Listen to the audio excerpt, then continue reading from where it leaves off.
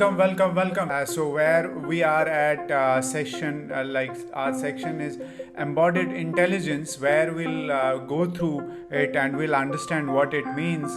And so we'll go to Embodied Intelligence, what it means. Researchers from the related field of robotics, such as Rondi Brooks, rejected symbolic AI and focused on the basic engineering problem that would allow robots to move, survive, and learn from environment.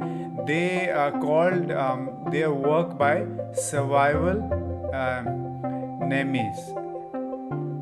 Okay, like for example, Embodied studied behavioral based on development, their work, survival, and non symbolic point of view of the early cybernetic research in 1950.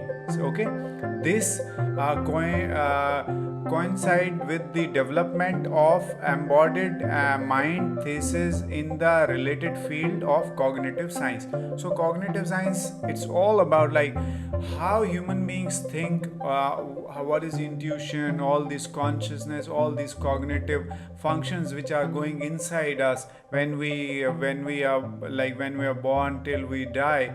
So all these scientists, they started doing research on these things so that they can embody those mind thesis and understand cognitive science, and they started doing research on that. This idea that aspects of the body, so such as movement, perception, so how we perceive things, how we take decisions and all, how we do movement and all, so visualization are required for higher intelligence. So these are higher intelligence, such as movement, perception, visualization, all these things are higher intelligence things. So we'll go